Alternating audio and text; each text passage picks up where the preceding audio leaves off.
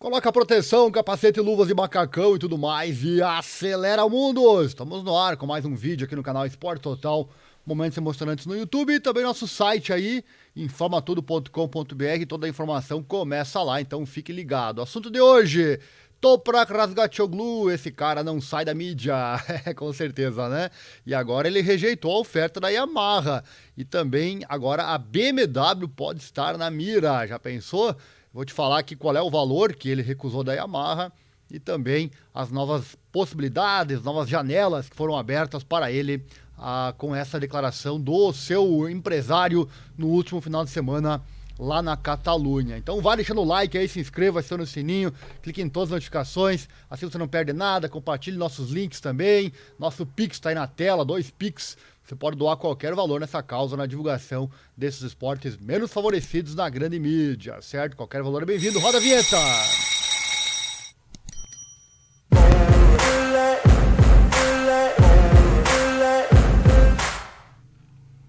E vamos com a informação a partir de agora. Vai comentando já qual é a sua opinião com relação a esses assuntos todos que eu já trouxe e vou trazer agora para você. Toprak na BMW, já pensou, hein? É uma possibilidade que existe e sobre isso eu vou falar agora com você aqui no nosso canal. Vamos lá. É verdade, né? Segue a novela Toprak e o seu futuro. O empresário do piloto turco, Kenan Softoglu, colocou seu piloto em outros rumos agora, pois recusou uma oferta da Yamaha no valor de 1,5 milhão de euros por temporada, isso no Mundial Superbike. O representante de Razgatlioglu esteve no circuito de Barcelona-Catalunha para tratar dos detalhes do assunto. Este valor recusado tornaria o turco o piloto mais bem pago no grid, mesmo acima de Álvaro Bautista, que nesse fim de semana anunciou que renovou com a Ducati, e também acima de Jonathan Rea, que recebe 1,2 milhões de euros por temporada. Inclusive, esse anúncio da Ducati e do Álvaro Bautista está aqui no nosso site, está aqui o link, você pode verificar. Fique sempre ligado no site, todo evento que nós transmitimos terá um link criado lá, onde eu coloco todas as atualizações, tudo que acontecer no fim de semana é colocado dentro desse único link. Então aqui tem a coletiva de imprensa que o Bautista chamou no final de semana para anunciar então que renovou com a equipe. Dando sequência aqui com a matéria, e como bons turcos, né, a dupla parece querer mais dinheiro ou melhores oportunidades. Normal, né? Claro. Em entrevista ao site speedweek.com, o Kenan disse o seguinte, abre aspas, rejeitei a oferta da Yamaha, eles não nos ofereceram o que eu imaginei. Ele havia falado para a Yamaha que queria um compromisso na Catalunha. Estou falando com outras pessoas, temos uma oferta da BMW e também estou conversando com a Kawasaki e outros fabricantes de MotoGP, fecha aspas, desabafo turco. E Razgatlioglu parece ter ficado tentado a ir para a BMW. Olha só, abre aspas, Toprak tem uma boa opinião sobre a BMW. Não tenho nenhuma oferta da Honda. Já imaginou, meu amigo, Toprak na BMW ou na Honda do Mundial Superbike? Certamente a maioria dos fãs não ficaria muito feliz se isso acontecesse, né? Porém, na Yamaha ele também não está muito bem de maquinário, pois sabemos bem das dificuldades da marca, inclusive da Yamaha lá na MotoGP.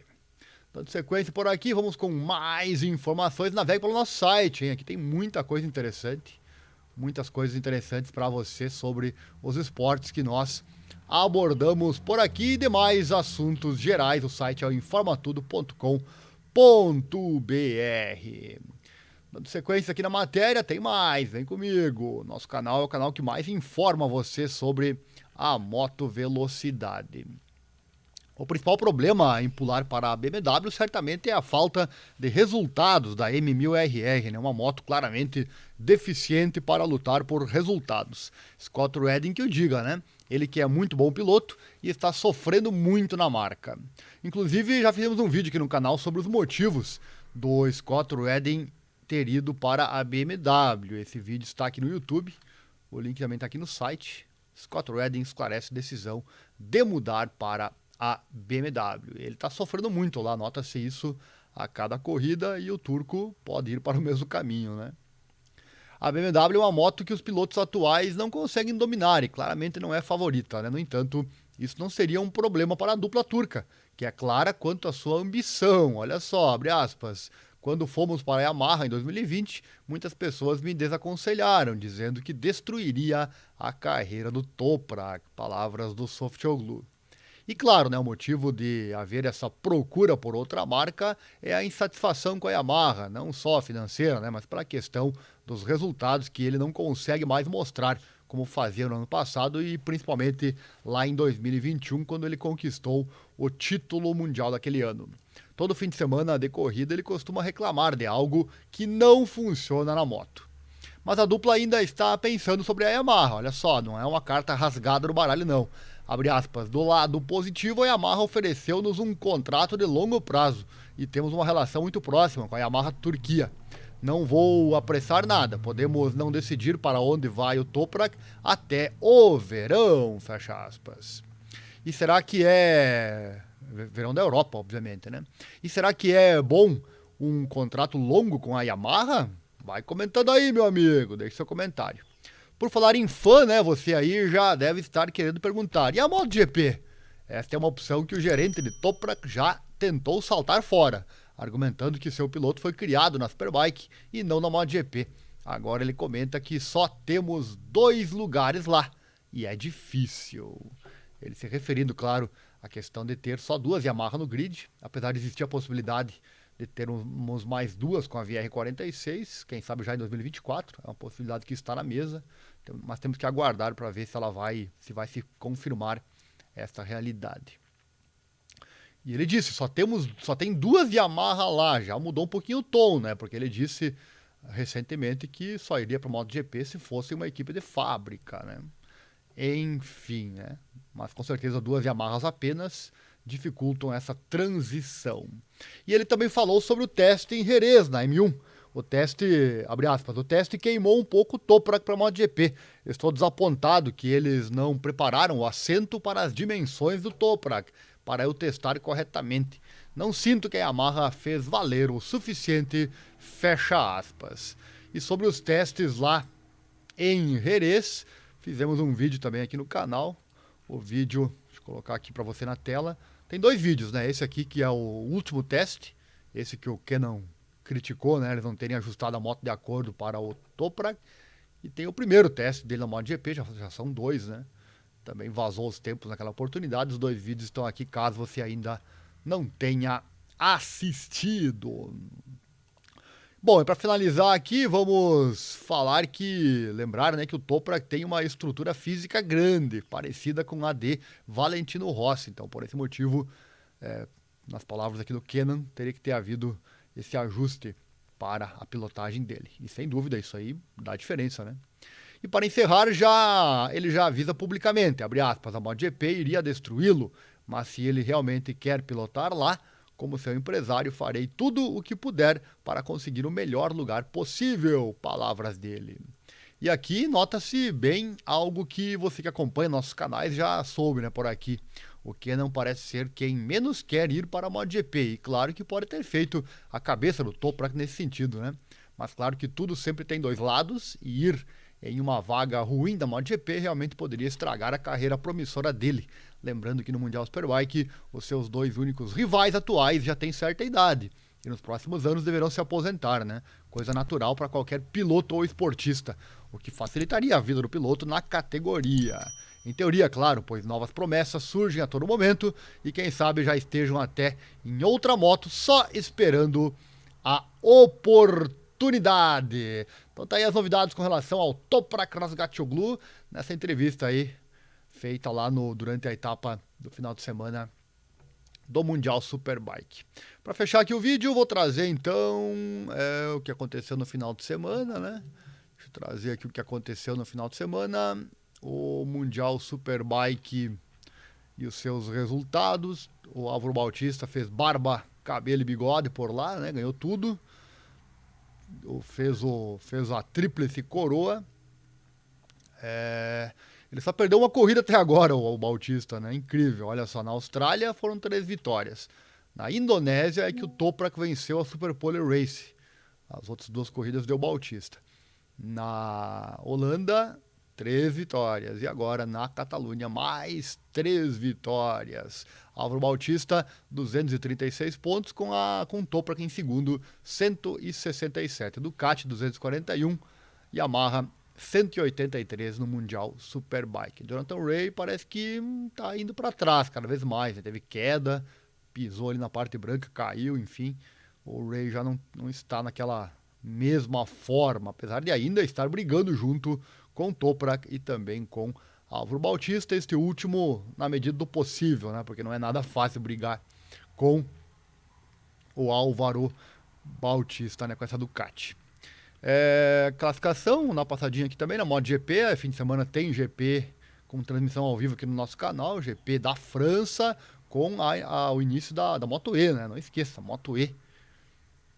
Moto E também nesse fim de semana. Bagnaia vai liderando, 87 pontos contra 65 do Marco Bezzecchi. O Binder tem 62 pontos na terceira posição e entrando na briga, né?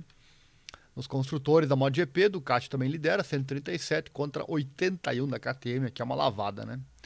Na Moto 2, Pedro Acosta empatado com Tony Arbolino, 74 pontos, tá ficando legal a Moto 2. Muitos criticam, chamam de água de salsicha, não sei o que mais, mas eu realmente consigo tirar muita graça ali da Moto 2, gosto muito de acompanhar. Aron Canet em terceiro, 52. E na Moto 3, aí é o nosso Diogão Moreira, né? Diogão Moreira, 55 pontos em segundo. Daniel Rolgado em primeiro, 59. Há quem já critique o Diogo Moreira pela falta de daquela, qual seria a palavra correta? Falta de mais efetividade assim para brigar pelas vitórias, mas eu defendo ele aqui, digo que tem outro lado também. Ele se segura para evitar as quedas, né? Ele quer pontuar, quer ser inteligente no campeonato. Então sempre tem os dois lados, tem que pôr na balança ali, né? Ser não tem aqui a palavra agora, ser muito arrojo talvez isso, né? Arrojo. Ter muito arrojo é muito bom, né? É coisa de campeão. Mas também você ter muito arrojo e cair muito, você bota fora uma possibilidade de título. Então precisa saber colocar bem, dosar bem esses dois quesitos e ser o mais estável possível na temporada. Vamos ver como é que vai agora na próxima etapa o Diogo Moreira, que tá aí quase empatado na liderança da Moto 3. Vamos ver a próxima etapa então. Lembrando que no nosso site aqui você pega todo o calendário. Basta entrar aqui em qualquer notícia da categoria que você quer, né? Por exemplo, aqui a Moto Velocidade. Você vem aqui no rodapé, aqui vai ter os horários. A Moto Mundial Superbike, próxima etapa é Emília-Romagna, lá em Misano, no Marco Simoncelli, de 2 a 4 de junho. Eu já tenho os horários aqui para você, né? E a MotoGP, etapa da França, Eric Granado inaugurando a Moto E nesse fim de semana, já está confirmado, hein? Apesar da queda do Eric Granado lá no Mundial Superbike, aquela queda que não foi mostrada, tamanha a gravidade da queda, né? Mas que bom, ele se safou, ficou em 24 horas em observação e tá bem, e já anunciou que vai sim estar presente na abertura da temporada da Moto E. Então esse fim de semana vai ser puxadão, meus amigos. Se bem que mais puxado que esse agora que passou, acho difícil, hein? Narramos aqui as 3 corridas da Mundial Superbike, narramos a Fórmula 1, narramos o treino da Fórmula 1 e narramos também na madrugada de sábado o UFC. Foi um final de semana muito puxado, mas eu só faço porque é igualmente prazeroso, realmente vale muito a pena, é muito bom, é realmente muito bacana. Então, 13 de maio, nesse fim de semana, tem GP da França. Cadê os horários? Cadê os horários? Faltou os horários aqui, agora que eu vi. Já vou atualizar com os horários desse final de semana, fique ligado. Deixa eu pegar aqui Deixa eu buscar aqui a informação para não ficar devendo para você, né? GP da França. Aqui no site tem que clicar bastante, tem que encontrar, então por isso eu gosto de pôr no site para ficar mais na mão, né? Às vezes não funciona, mudaram aqui o layout achei muito ruim isso aqui, mas enfim, às vezes você põe aqui, quer ver os horários de sábado, por exemplo, sexta, ele não troca. Agora trocou. A prática 1, então, da Moto E, 13h30 da madrugada. O bicho pega, hein? E assim vai até a MotoGP às 5h45. Prática 2, 7h35 da manhã, Moto E. MotoGP às 10. Depois no sábado, vamos ver aqui. No sábado a prática 3 inicia às 13h40. Qualificação da MotoGP às 5h50 e a prática livre às 5h10. Daí a Moto E já tem a corrida 1, ali no sábado, às 7h10 da manhã. Né? Legal. Narração aqui do nosso canal, com certeza. Antes tem o Q1 e o Q2 da MotoGP. E a Moto 2, a corrida 2 também acontece no sábado. É tudo no sábado, né? A Moto E, às 11h10. Confesso que não sei se é legal isso aí, né? Patrocinadores não gostaram muito, enfim, mas puseram no sábado todo o evento Moto E. E domingo, os horários do domingo, Moto 3 às 6 da manhã, Moto 2 às 7h15, MotoGP às 9 da manhã, claro, estaremos lá ao vivo, trazendo tudo aqui nos nossos canais. Certo, amigos? Por hoje é isso. Se você gostou, aquele like caprichado, compartilhe os links. Quanto mais engajamento tiver os vídeos nossos, mais conteúdo você recebe aqui no canal, então a sua ajuda é sempre muito importante. Deixa o like, se inscreva, acione o sininho, clique em todas as notificações, aquela coisa toda. Ative as legendas também, tá aí na tela para você a informação. Estamos em, deixa eu ver aqui na Moto Velocidade, nós estamos em 12 idiomas diferentes.